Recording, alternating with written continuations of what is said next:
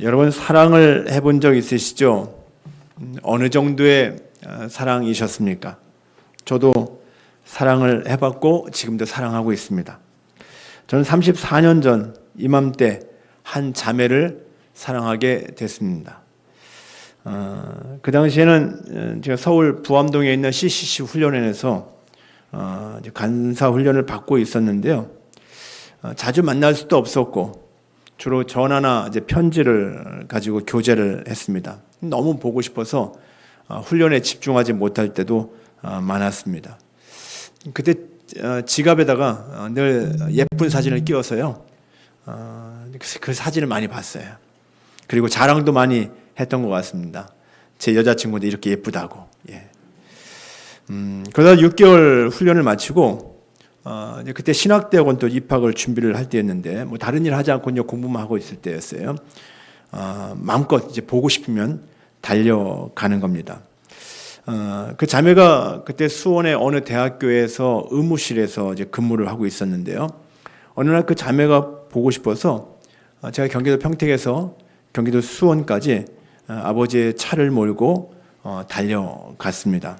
근데 운전하다가 깜빡 졸았어요. 피곤해서인지. 근데 졸다가 이제 깜짝 놀라서 깼는데요. 순간 앞에서 달려오던 대형 화물차가 지나가면서 제 차의 승용차에 그 백미러를 치고 그리고 차 옆면을 앞에부터 뒤까지 쫙 긁고 지나가는 거예요. 대형 화물차와 승용차와 접촉사고가 있는 거예요.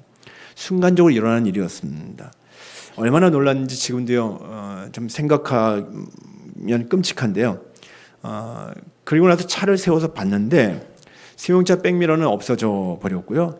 차 옆부분이 앞에부터 뒤가 쫙 긁혀져 있는 그런 상황이었습니다. 신기하죠? 그 정도면요. 저는 조그만 승용차고 대형 화물차거든요. 그 정도면 이미 빙글빙글 돌다가 뒤집어지든지 길 옆에 처박혀야 정상일 것입니다.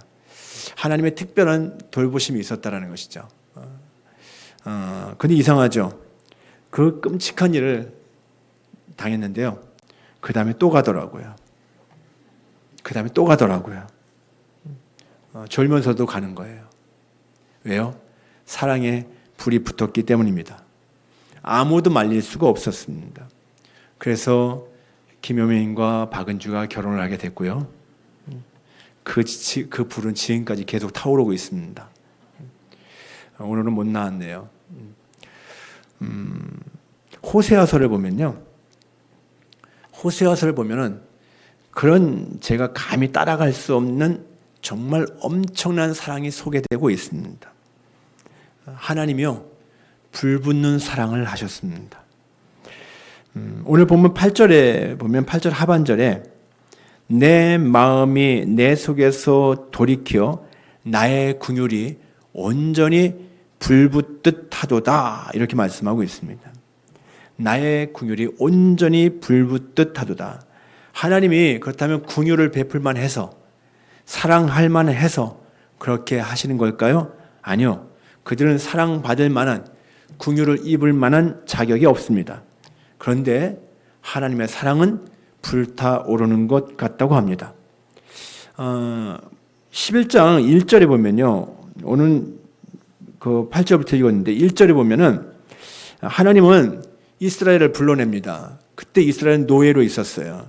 노예로 있던 이스라엘을 불러내어서 사랑하는 아들로 삼아 주셨습니다. 1절 보면 이스라엘이 어렸을 때에 내가 사랑하여 내 아들을 애굽에서 불러냈거늘 이렇게 말씀하고 있습니다. 이스라엘이 어렸다고 해요. 경험도 없습니다. 아무 힘도 없는 때입니다. 하나님의 뜻을 알지도 못하고 있고요. 스스로 할 수 있는 것은 아무것도 없는 때였습니다. 바로 이때에 이스라엘이 애굽에서 종살이 할 때를 말해주고 있는 거예요. 아무 능력이 없는 정말 무기력한 때 그때를 말하는 겁니다. 모든 민족 중에서 가장 불쌍한 형편이고요. 다른 민족에 비해서 잘난 것 하나도 없는 그런 상황이었습니다. 그런데 하나님이 그런 비참한 이스라엘을 사랑하셨다라는 거예요. 그리고 그들을 불러내어서 노예로 살던 그들을 불러내어서 하나님이 아들로 삼아 주셨다라는 것입니다.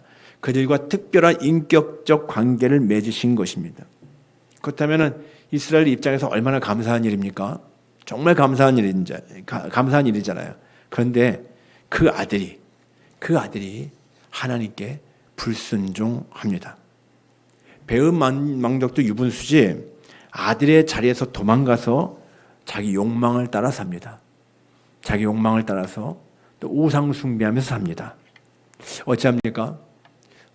하나님은 특별히 그들 불러내어서 아들까지 삼아 주셨는데 그들은 하나님을 무시하고 자기 욕망을 따라 살고 우상 숭배해요. 어찌해야 됩니까? 다른 길 없습니다. 심판이에요. 소돔과 고모라에 내리셨던 것처럼 소돔과 고모라는 음란의 땅이었잖아요. 타락한 곳이었잖아요. 하나님 그것을 심판하셨어요. 유황불로. 그것처럼 심판당해야 마땅합니다. 그러나 여기에서 하나님은 엄청난 갈등을 겪고 계십니다. 그들의 패역한 행위에는 심판이 마땅한데 소돔과 고모라의 죄악과 다를 바 없기 때문에 당연히 심판받아야 돼요.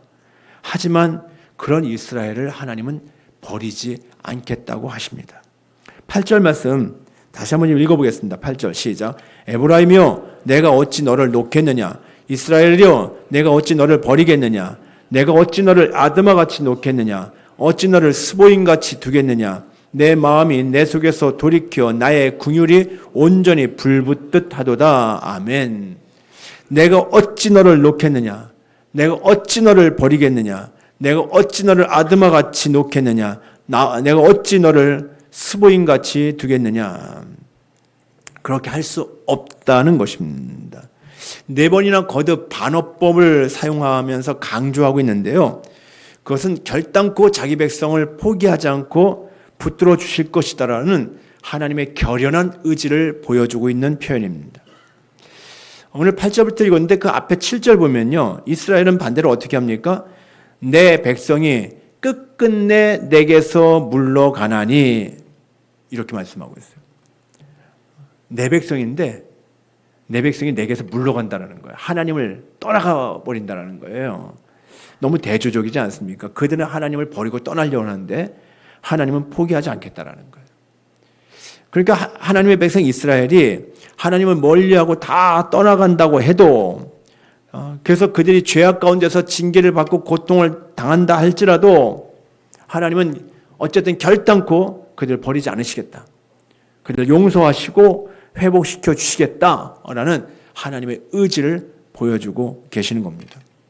여기 아드마 스보임이라고 얘기했는데 아드마 같이 놓겠느냐 너를 어찌 스보임 같이 두겠느냐 말씀하고 있는데요. 아드마와 스보임은 소돔과 고모라와 함께 멸망당한 성이에요. 소돔과 고모라 또 그 주변에 아드마 스보임 다 같이 멸망당한 거예요. 똑같은 죄를 범한 거예요. 이스라엘이 그들과 다를 바 없는 죄악을 저지르고 있다라는 거예요. 진노받아 마땅하죠. 심판받아 마땅하죠. 그러나 당신의 백성들을 그렇게 심판하실 수 없다라고 하나님은 말씀하고 있습니다. 왜 그렇습니까? 이스라엘을 향한 하나님의 긍휼과 사랑이 불붙고 있기 때문입니다. 내 마음이 내 속에서 돌이켜 나의 긍휼이 온전히 불붙듯 하도다. 그 마음을 주체할 길이 없습니다. 너무 사랑이 불타오르고 있는 거예요. 그래서 하나님께서 결단을 내리십니다. 9절에 보니까요. 내가 나의 맹렬한 진노를 나타내지 아니하며 내가 다시는 에브라임을 멸하지 아니하리니 멸하지 않겠다라는 거예요. 진노를 거두신다라고 약속하고 계십니다. 공의의 하나님은 아닙니까? 공의의 하나님은 죄에 대해서 반드시 심판해야 되는 거 아닌가요? 하지만 하나님의 크신 사랑으로 심판을 넘어서서 용서와 회복의 은총을 내려주시겠다라는 것입니다. 호세아서를 보면요. 전체가 하나님의 사랑 이야기입니다. 호세아 1장 처음부터 이해할 수 없는 하나님을 만날 수 있게 되는데요. 1장 2절에 보면 이렇게 말씀하고 있어요. 너는 가서 음란한 여자를 맞이하여 음란한 자식들을 낳으라. 이 나라가 여호와를 떠나 크게 음란함이니라. 음란한 여자 맞이해서 음란한 자식을 낳으라. 이 나라가 음란하다 이렇게 말씀하고 있어요. 근데 누구에게 하시는 말씀입니까? 호세아 선지자에게 하시는 말씀이에요. 여기 음란한 여자는 창녀를 의미합니다.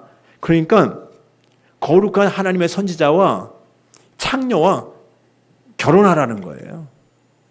여러분들 말이나 됩니까? 거룩한 하나님의 선지자와 창녀의 결혼 어울리기나 하는 것 같습니까? 도저히 이해할 수 없는 부당한 명령을 내리시는 하나님인 것 같습니다. 하나님 왜 이런 명령을 내리실까요? 어떻게 하나님의 선지자에게 창녀와 결혼하라고 합니까? 몸을 팔아서 살고 있는 그 창녀와 어떻게 그렇게 할 수 있습니까?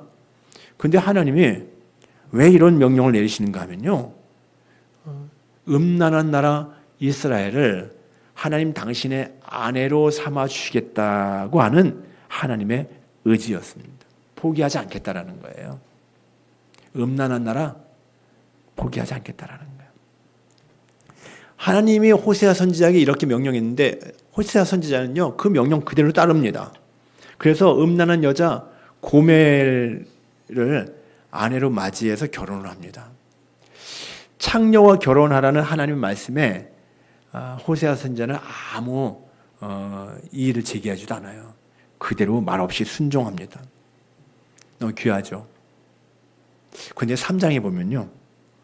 호세아 3장에 뒤로 오면 또 이 여자가 또 도망가 버려요. 음란한 여자 맞이해서 아내로 삼았는데 이 여자가 다시 도망가서 또 다른 남자와 살고 있는 겁니다. 음행입니다. 용서할 수 없는 죄악입니다. 과거의 죄악들은 과거에 결혼하기 전에 있었던 일들은 이제 다 용서했어요. 다 덮어버렸어요.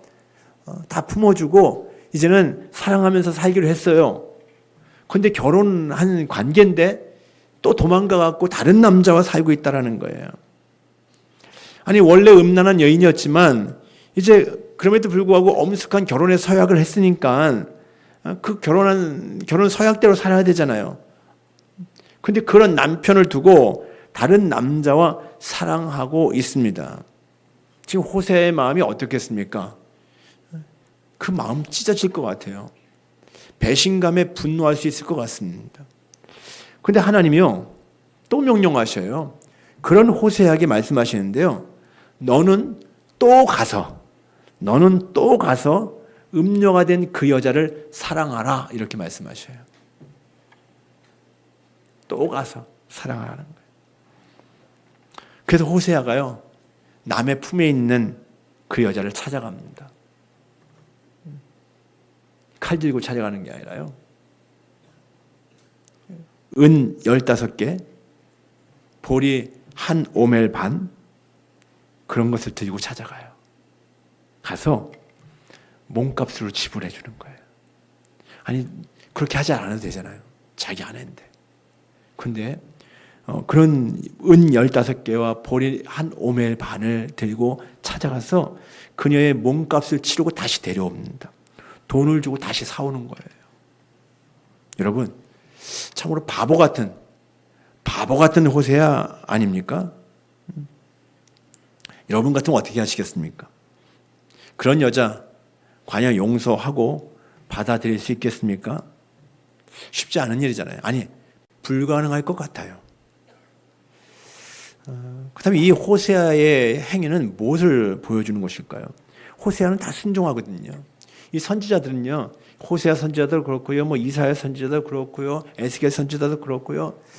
그들의 그 하나님의 명령을 따라서 그들의 행동이요 이상한 행동이 참 많아요. 말도 안 되는 주님의 명령에 순종해요. 그런데 주님은 그 선지자들의 그 행동을 통해서 주님이 전하시고자 하는 메시지가 있다라는 거예요.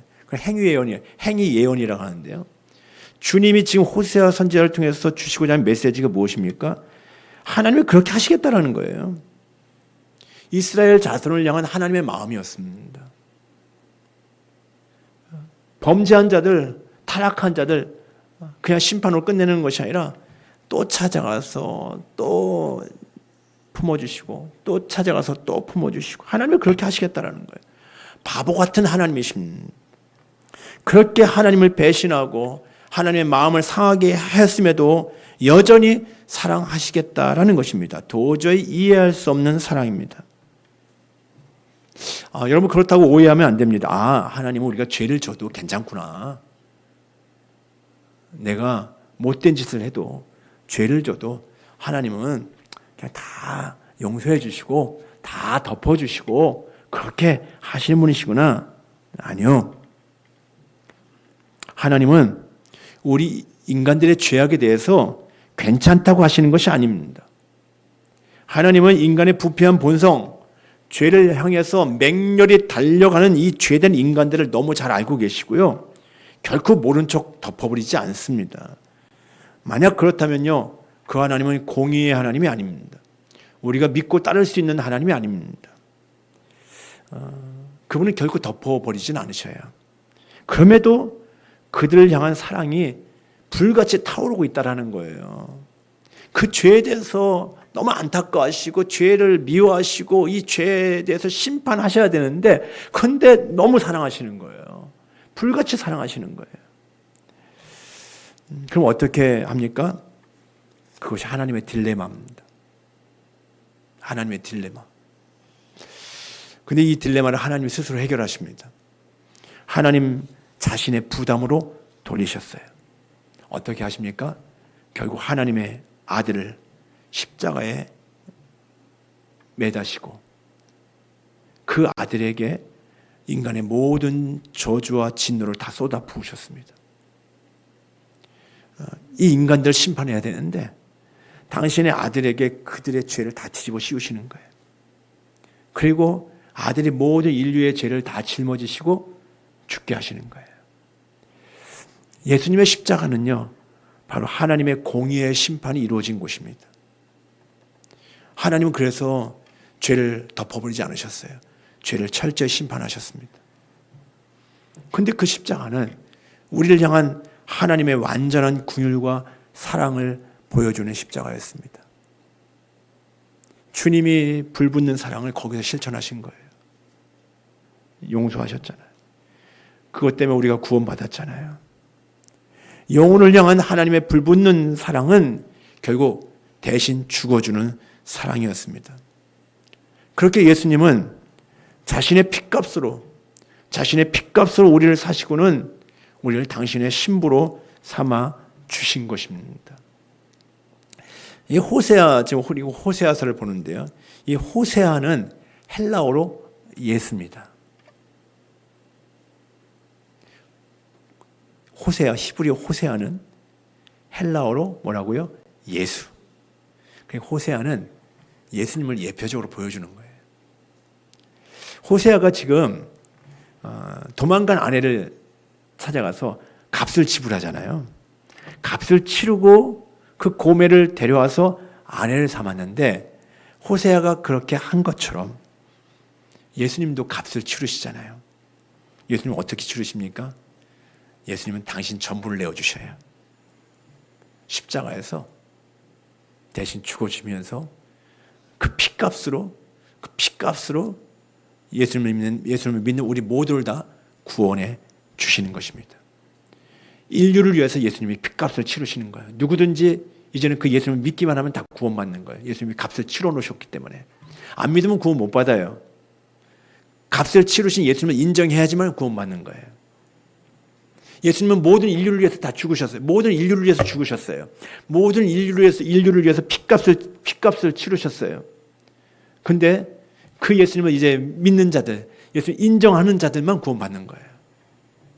예수님이 나를 위해서 값을 치르셨으니까 나 그 예수님 믿습니다. 그 사람은 구원받는 거예요. 여러분들 그 엄청난 사랑, 그냥 우리가 구원받은 것이 아니다라는 것이죠. 그 엄청난 사랑으로 우리가 구원받은 자들이 되었습니다.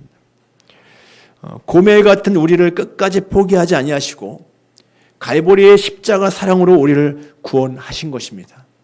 포기하지 않는 하나님의 불같은 사랑입니다. 우리는 본래 죄 아래에 있던 자들이었습니다.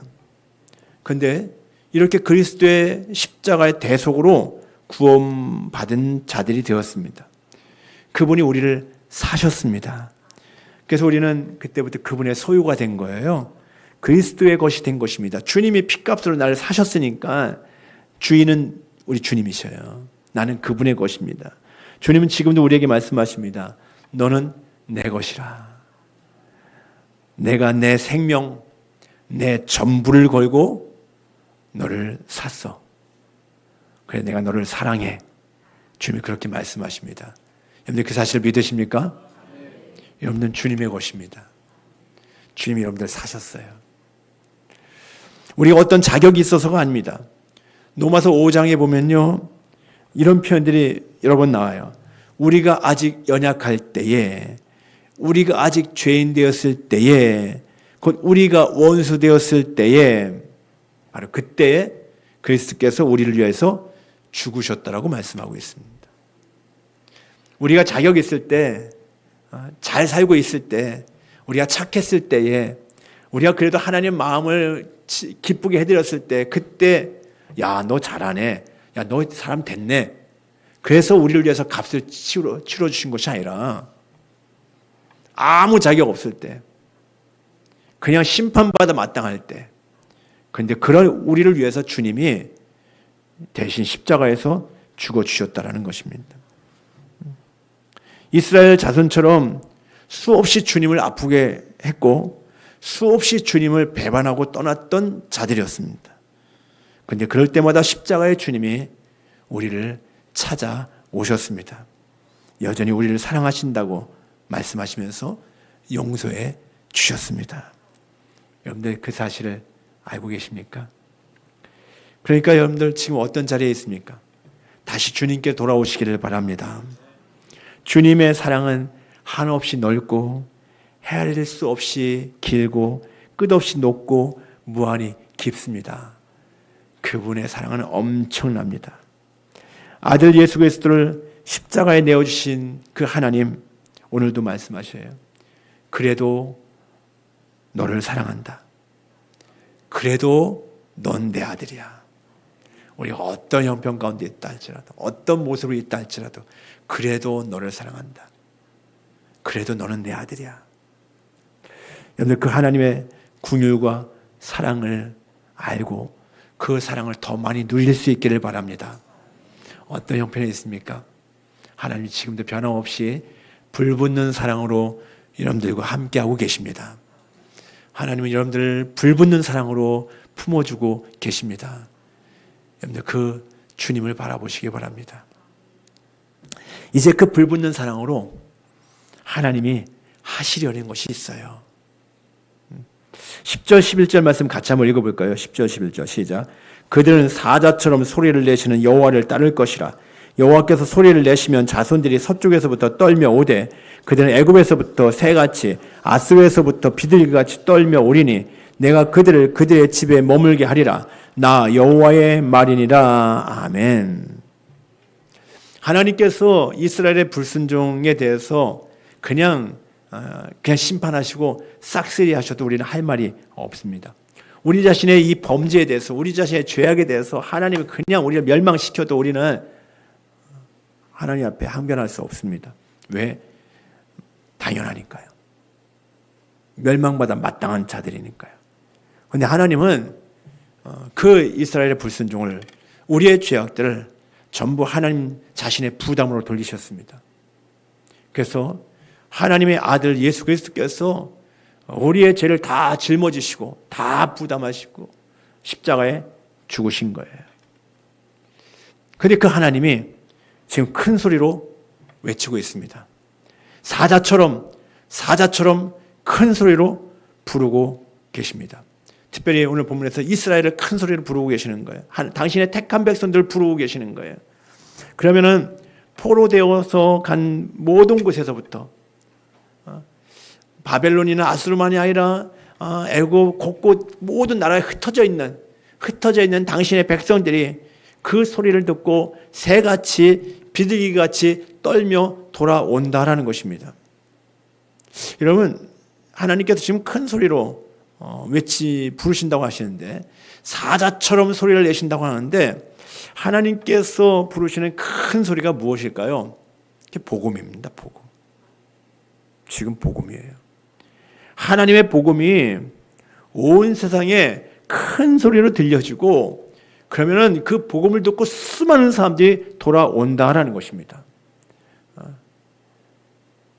주변에서 그 복음을 듣는 자들마다 주님께 돌아올 것이고 모든 민족과 열방 가운데서 하나님의 택한 자들이 그 복음을 들으면은 하나님의 택한 자들이 복음을 듣고 돌아온다라는 것입니다.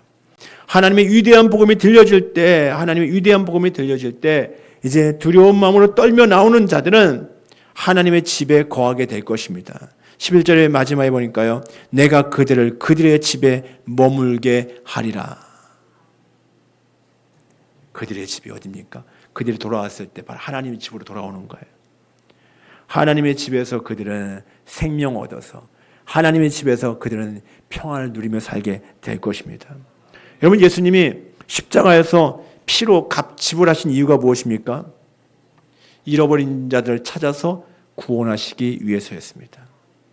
죄인들을 구원하시기 위해서였습니다. 예수님이 말씀하시잖아요. 나는 의인을 부르러 온 것이 아니요 죄인을 부르러 왔노라. 죄로 인해서 망할 수밖에 없는 자들인데 포기하지 않으시겠다라는 거예요. 하나님은 불붙는 사랑으로 그들을 구원하시기로 작정하셨고 결국 구원의 방법으로 예수님을 십자가에 내어주신 것입니다. 우리는 알잖아요. 이제 우리는 그 사랑을 아는 자들입니다. 그 십자가 사랑을 알기 때문에 우리는 다 구원받은 자로 여기 앉아 있는 거예요. 그분을 만나고 우리 안에 어두움들이 사라졌습니다. 과거에 내 마음대로 내 뜻대로 살았던 적이 있었죠. 세상의 즐거움을 다 누리고 사는 것 같았지만 그게 절망적인 죄인의 삶이었습니다. 그런데 이제는 하나님 품으로 돌아온 거예요. 주말에 날씨 좋아도 아무 데도 갈 수 없지만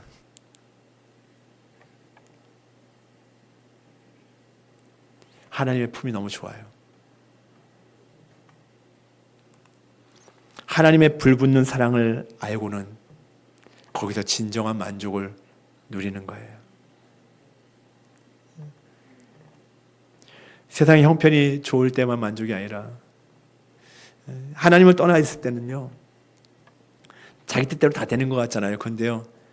하나님을 떠나 있는 수많은 사람들의 얼굴을 가만히 살펴보면은 그들에게는 평안이 잘 보여지지 않습니다.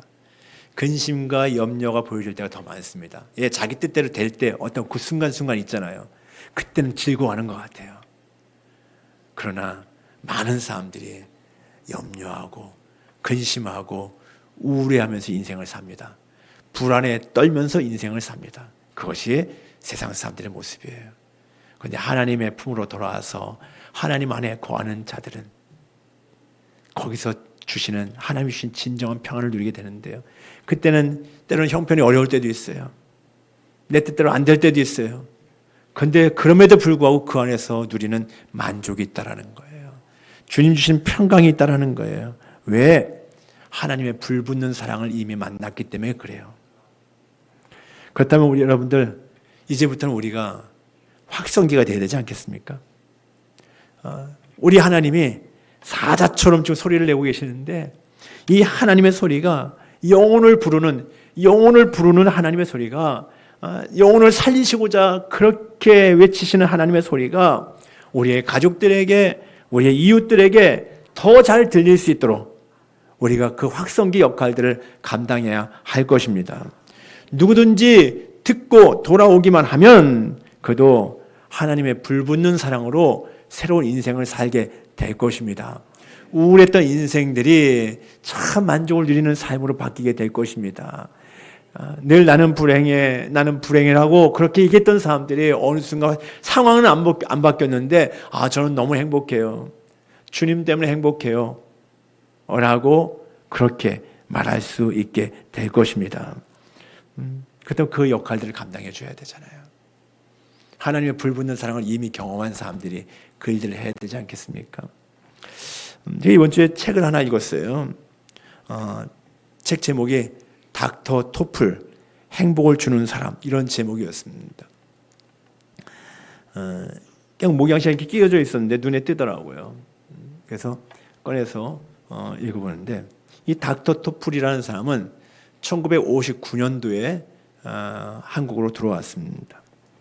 그때 27살의 청년 선교사입니다. 믿음의 가정에서 자랐어요. 믿음의 가정에서 믿음으로 잘 성장하면서 마음에 하나님의 큰 사랑을 경험했습니다. 이제 하나님이 날 부르시면 내가 어디든지 가겠습니다.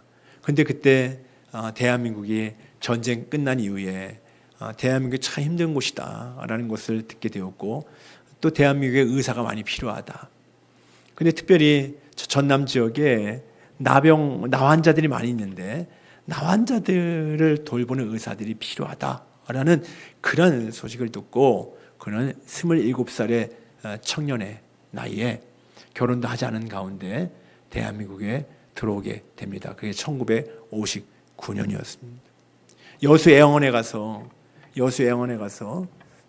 나환자들을 만나고 나환자를 치료하는데, 여수애영원의 나환자들은 다 버림받은 사람들이잖아요. 사람들도 가족들조차도 가까이 오기를 어려워하는, 그렇게 버림받았고 정말 지옥의 삶을 사는 사람들이잖아요. 그럼에도 불구하고 그들이 여수 애영원에서 받아들여졌다는 것만 해도 너무 감사하는 분들이었어요. 근데 자기들 위해서 그렇게 의사들이 와서, 서양에서 의사들이 와서 돕는데, 특별히 이 토플이라는 젊은 의사는 뭐 장갑도 안 끼고 그냥 맨손으로 자기들 만지고 자기 다리 발을 만지고 또 진료하고, 2층에서 1층에 내려가기 어려우니까 그 의사가 내가 업어주겠다고, 됐습니다 나 어깨 튼튼하다고 하면서 업어서 내려다 주고, 이런 일들을 하는 거예요. 어떻게 그렇게 할 수 있습니까? 대한민국 오지 않고 자기 나라에서 또 믿음 생활 잘 할 수 있잖아요. 그냥 좋은 일 많이 하고, 나는 하나님 믿는 사람이니까 좋은 일 하고, 또 의료 진료도 좀 어려운 데 가서 해주고 이렇게 할 수 있지 않습니까? 그런데 왜 자신의 편안한 삶을 다 포기하고 이 대한민국 땅에 와서, 그것도 저 여수 서울에서 할 수 있잖아요. 세브란스 병원 같은 데 가서 진료할 수 있지 않습니까? 근데 왜 여수 애양원까지 가서, 그것도 나환자들을 대상으로 그렇게 그들을 손으로 만지고 그들을 업어주고 그렇게 할까요? 사랑하기 때문에. 하나님의 불붙는 사랑으로 자신의 삶이 바뀌어졌고, 그에게 하나님의 불붙는 사랑이 부어진 거예요. 그도 역시 그 불붙는 사랑으로 또 다른 사람들에게 찾아가서 섬기는 겁니다. 나중에는 이 젊은 의사를 향해서 그 나환자들이 아버지라고 부르기 시작했어요. 아버지.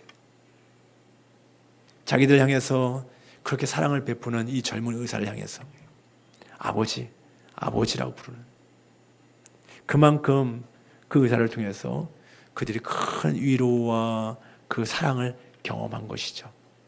하나님의 불붙는 사랑이 바로 그 토플이라는 의사를 통해서 나환자들에게 전해진 겁니다.